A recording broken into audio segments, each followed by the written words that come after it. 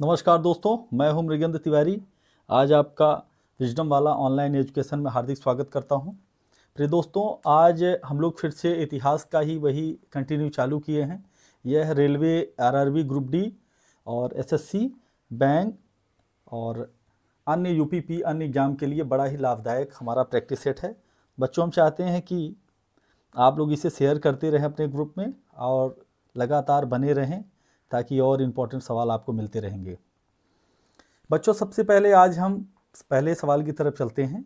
प्राचीन भारत के विख्यात चिकित्सक धन्वंतरि ने अपना परामर्श किस दरबार में दिया था?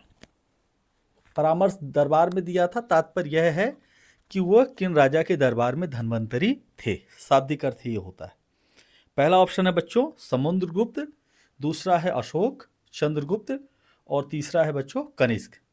यहाँ पे आप लोग अपने अपने कमेंट करते रहिएगा। इसके राइट आंसर है बच्चों चंद्रगुप्त। राइट आंसर है चंद्रगुप्त। नेक्स्ट देखिएगा,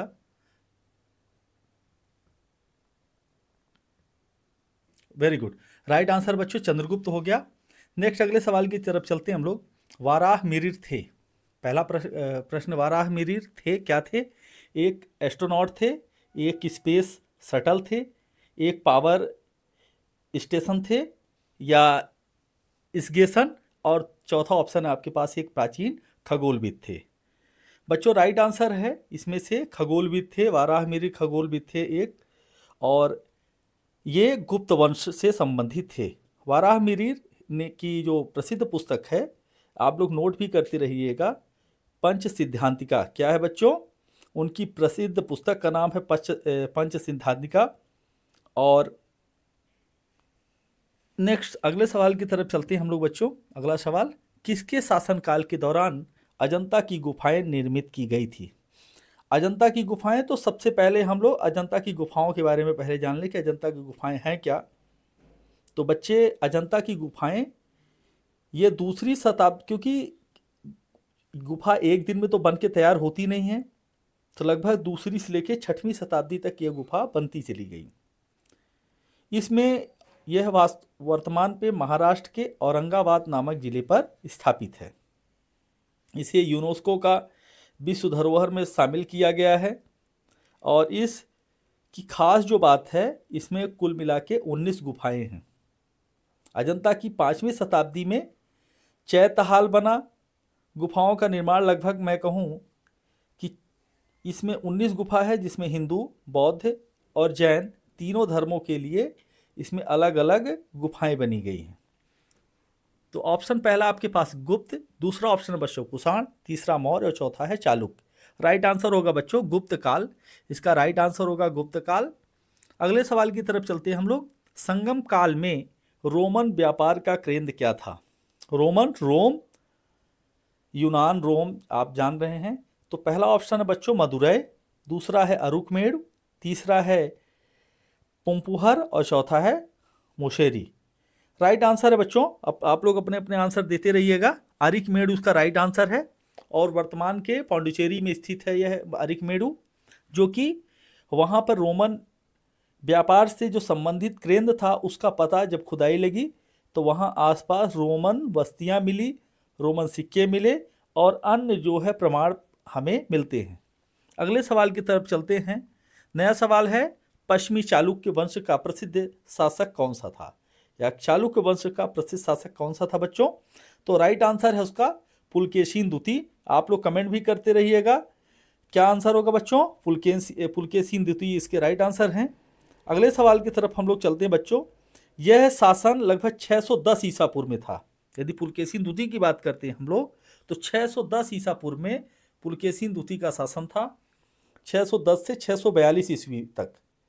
और पुलकेशिन द्वितीय के बारे में एक खास बात बता देते हैं कि ये बहुत ही महान और प्रतापी राजा हुए। अगले सवाल की तरफ चलते बच्चों। महाबलीपुरम में मंदिरों का निर्माण किस पल्लव शासक ने करवाया था?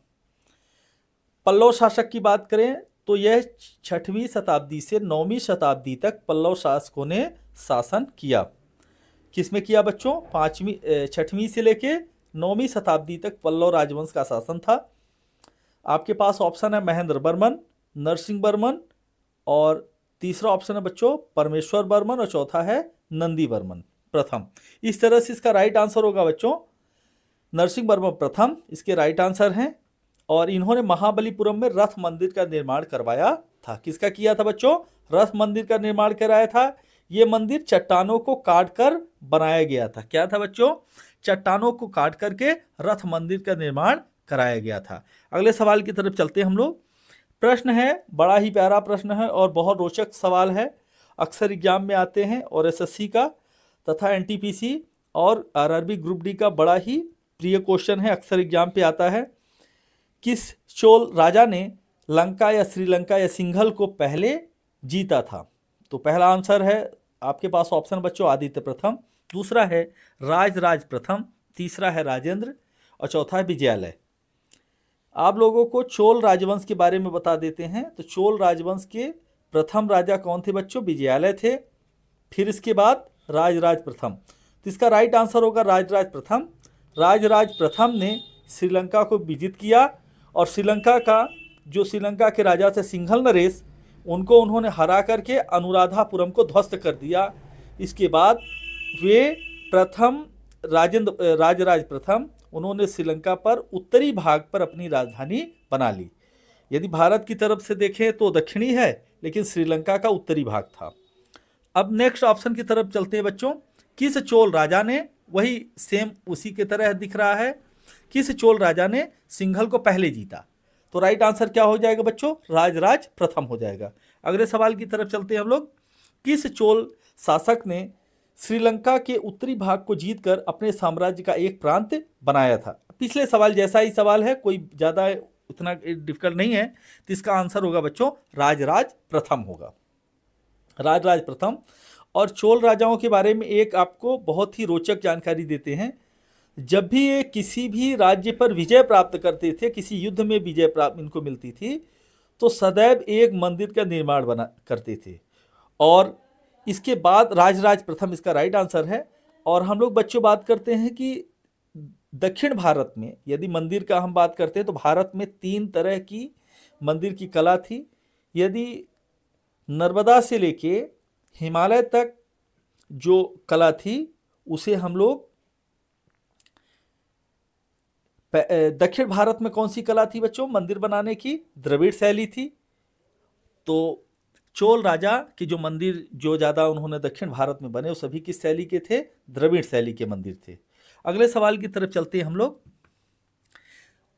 उत्तर मेरूर क्या है बच्चों? उत्तर मेरूर शिलालेख से किसके प्रशासन से संबंधित जानकारी मिलती है? पहला है पल्लव, दूसरा है चोल, तीसरा है बच्चों चालुक्य, और चौथा है सातवाहन वंश। तो इसमें से राइट आंसर है, आप लोग अपने अपने कमेंट करते रहिएगा। उत्तर मेरूर शिलालेख से चोल राजवंश के बारे में जानकारी प्राप्त होती है। राइट आंसर क्या बच्चों? चोल राजवंश। ये एग्जाम पे अक्सर आता है, बहुत ही देखने में तो आसान लग रहा है लेकिन डिफिकल्ट क्वेश्चन है, गलत होने के चांसेस ज़्यादा हैं, क्योंकि दक्षिण भारत से संबंधित जो प्रश्न आते हैं वो हम उत्तर भारतीयों को थोड़ा सा कठिन होते हैं। तो राइट आंसर क्या हो जाएगा बच्चों? उत्तर मेरूर शिलालेख से जानकारी चोल राजवंश के बारे में पता चलता है। अगले सवाल की तरफ हम लोग चलते हैं। हर्षचरित के लेखक कौन से थे? हर्षचरित के लेखक कौन से थे? तो पहला आंसर है बाणभट्ट सवाल है। दूसरा क्वेश्चन है आपके पास में ऑप्शन अमर सिंह, तीसरा ऑप्शन है कालिदास, चौथा क्या है? हरिसेन। राइट आंसर आपके पास बाणभट्ट है। आप लोग कमेंट भी करते रहें, बाणभट्ट इसका राइट आंसर होगा बच्चों। अमर सिंह ने अमरकोश लिखा है। कालिदास के बारे में आप जानते हैं, कालिदास ने उनकी प्रसिद्ध कृति क्या थी? चाहे वह ऋतु संहार की बात करते हैं, चाहे वह हम विक्रमोर्वशी की बात कर रहे हैं, या अन्य जितनी भी उनकी रचनाएं थी, वो बहुत ही हमारे संस्कृत साहित्य में बहुत बड़ा योगदान देती। इन्हें भारत का शेक्सपियर भी कहा जाता है। हरिसेन की बात करते हैं तो हरिसेन किसके राज की कवि थे बच्चों? ये समुद्रगुप्त के राज की कवि थे, जिन्होंने प्रयाग प्रशस्ति या प्रयाग स्तंभ उन्होंने लिखवाया था, और समुद्रगुप्त के गुणगान के बारे में। समुद्रगुप्त को भारत का नेपोलियन कहा जाता है। समुद्रगुप्त को भारत का नेपोलियन कहा जाता है। अगले सवाल की तरफ चलते बच्चों हम लोग। 13वीं शताब्दी में राजस्थान के माउंट आबू पर्वत में प्रसिद्ध दिलवाड़ा मंदिर किसने बनवाया था? तो दिलवाड़ा का जैन मंदिर, जैन शब्द से ही समझ में आ रहा है कि क्योंकि जैन धर्म का यह पवित्र स्थान था दिलवाड़ा। यह दिलवाड़ा मंदिर श्वेतांबर जैन मंदिरों को कहा जाता है। दो तरह के जैनियों में दो भाग हैं, एक है दिगंबर और दूसरे क्या बच्चों? श्वेतांबर हैं। तो दिलवाड़ा का जैन जो मंदिर है श्वेतांबर जैनियों के लिए फेमस प्रसिद्ध है, जो कि राजस्थान के माउंट आबू पर्वत पर बना है। यह एक पर्यटक स्थल है, जिसके वास्तुकार के बारे में बात करें तो तेजपाल ने बनवाया था। राइट आंसर क्या हो जाएगा बच्चों? तेजपाल हो जाएगा। और इसमें हिंदू देवी देवताओं के भी प्रमाण हैं, इनकी मूर्तियां हैं, तथा जैनियों की भी हैं। इससे राइट आंसर हो जाएगा बच्चों तेजपाल हो जाएगा। अगले सवाल की तरफ चलते हैं हम लोग। नेक्स्ट सवाल है आपके पास, खजुराहो में मंदिर का निर्माण किसने किया है? खजुराहो मध्य प्रदेश के छतरपुर नामक जिले में खजुराहो स्थापित है। खजुराहो यह है बुंदेलखंड का भाग है। और खजुराहो में शासन किसका था बच्चों? राइट, पहला ऑप्शन देख लीजिए होलकर, सिंधिया, बुंदेला राजपूत। तीसरा ऑप्शन है बच्चों चंदेल राजपूत। राइट आंसर है चंदेलों ने खजुराहो मंदिर का निर्माण करवाया था। और एक बात और बता देते हैं, खजुराहो में जो मूर्तियां हैं संभोग से समाधि की तरफ, क्या है बच्चों? संभोग से समाधि की तरफ हैं। इस तरह से पहले मूर्तियां जो हैं वो अलग अलग तरह से हैं, और अंदर उसके जैसे जैसे हम अंदर प्रवेश करते हैं भगवान शंकर का विशालतम शिवलिंग स्थापित है। अगले सवाल की तरफ चलते हैं बच्चों हम लोग। मिहिर भोज राजपूतों के किस कुल से संबंधित है? मिहिर भोज एक प्रतापी राजा थे, गुर्जर प्रतिहार वंश से संबंधित रखते थे। कौन से थे बच्चों? गुर्जर प्रतिहार वंश से थे। उनकी एक जाति राजपूत थी, और गुर्जर समाज के बीच अक्सर ये विवाद है, लेकिन गुर्जर प्रतिहार वंश से संबंधित थे। तो राइट आंसर हो जाएगा बच्चों प्रतिहार। और इनका शासन कब से था? 19वीं शताब्दी के आसपास इनका शासन था। उनका शासनकाल 836 से 885 है। तो आप लोग नोट भी कर लीजिएगा। उन्होंने अपनी राजधानी कन्नौज को बनाया था, जो उत्तर प्रदेश में है। कन्नौज को इत्र की नगरी के नाम से जाना जाता है। आप लोग नोट भी करते रहे, बड़ा इंपॉर्टेंट क्वेश्चन है। कन्नौज को इत्र की नगरी के नाम से जाना जाता है। और उनका जो राजधानी कन्नौज था, और साम्राज्य उनका मुल्तान से बंगाल तक था। क्या था बच्चों? मुल्तान से बंगाल तक था, और कश्मीर से महाराष्ट्र तक फैला हुआ था शासन मिहिर भोज का। और मिहिर भोज किसके उपासक थे बच्चों? भगवान विष्णु के उपासक थे। तो राइट आंसर प्रतिहार हो जाएगा। अगले सवाल की तरफ चलते हम लोग। कोणार्क मंदिर के देवता कौन हैं? कोणार्क कोण समझ रहे हैं, अलग अलग किरणें बनती हैं, तो किरणें किसमें हैं? सूर्य में हैं। तो पहला ही आंसर राइट आंसर हो जाएगा, सूर्य हो जाएगा। अब कोणार्क के बारे में आपने देखा है, इसे कलिंग राजा खारवेल के बारे में बात करते हैं। कोणार्क का मंदिर किसमें बच्चों? उनके प्रसिद्ध देवता सूर्य थे। अगले सवाल की तरफ चलते हैं हम लोग। सांची का महान स्तूप कहाँ है? पहला ऑप्शन है आपके पास उत्तर प्रदेश, मध्य प्रदेश, अरुणाचल और आंध्र प्रदेश। राइट आंसर होगा बच्चों मध्य प्रदेश। मध्य प्रदेश के रायसेन नामक जिले में सांची स्तूप बना हुआ है। यह विशालतम स्तूप है। अगले सवाल की तरफ चलते हैं बच्चों। कलिंग शासक खारवेल ने संरक्षण दिया था। कलिंग शासक खारवेल के बारे में जानते हैं। यह चेदी वंश के शासक थे, और प्रतापी राजा हुए। कलिंग के सबसे प्रतापी राजाओं में से एक थे कलिंग के शासक। और इन्होंने जैन धर्म को संरक्षण दिया। ऐसा नहीं था कि अन्य धर्मों के साथ इन्होंने कोई भेदभाव किया, लेकिन ये स्वयं जैन धर्म इन्होंने धर्मांतरित हो गए थे, इसलिए जैन धर्म को इन्होंने संरक्षण दिया। खारवेल में महामेघवाहन वंश के तीसरे राजा थे। इस वंश को चेदी नाम से जाना जाता है। तो ऑप्शन क्या हो जाए बच्चों? आप लोग एक नोट के लिए नोट करिएगा। महामेघवाहन वंश के तीसरे राजा थे, और इस वंश को चेदी वंश के नाम से भी जाना जाता है।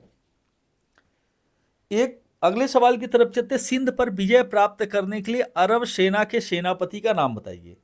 आपसे थोड़ी सी मैं बात कर लेता हूं। अरब पर जब सिंध की विजय हुई, तो अरब के जो वहाँ के हेड होते थे, सुल्तान होते थे, वे अपने धर्म का प्रचार करने के लिए और भूभाग को अधिक से अधिक जीतने के लिए अपने सेना नायकों को भेजते थे।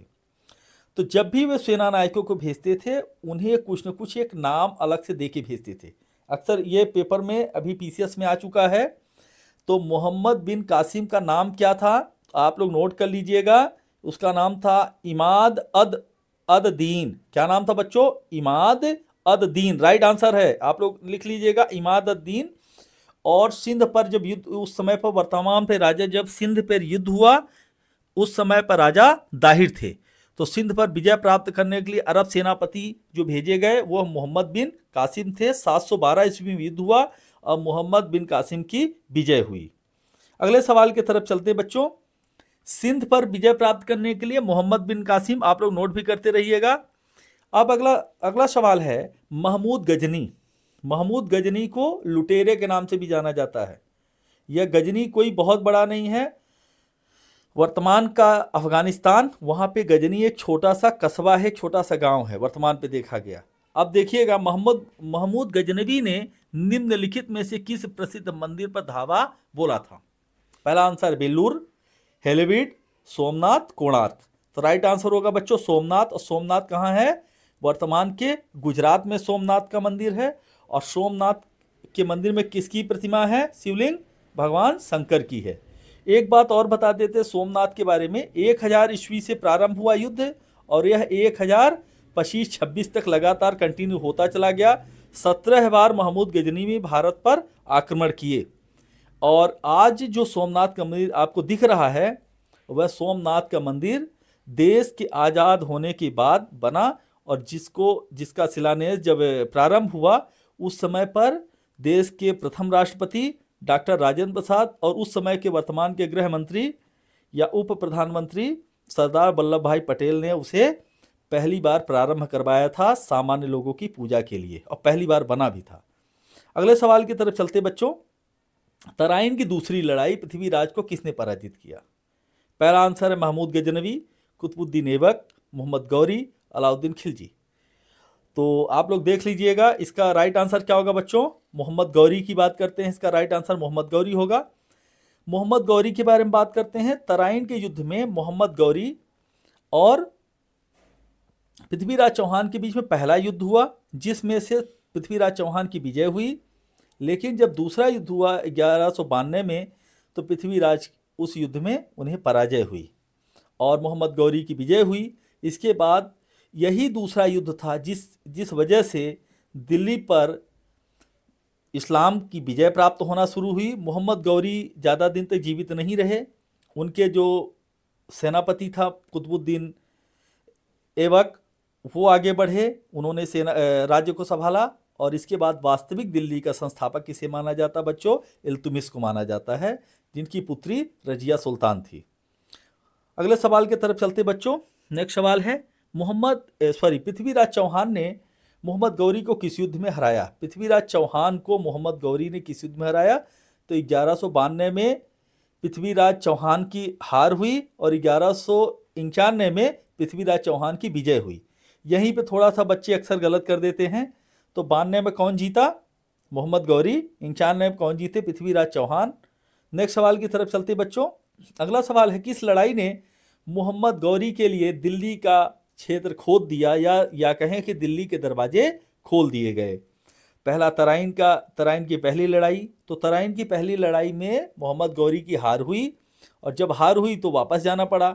लेकिन दूसरी लड़ाई 1192 में हुई तो तराइन के युद्ध में मोहम्मद गौरी की विजय हुई और यही दूसरा युद्ध था जो दिल्ली के दरवाजे खोल दिए गए मोहम्मद गौरी के लिए।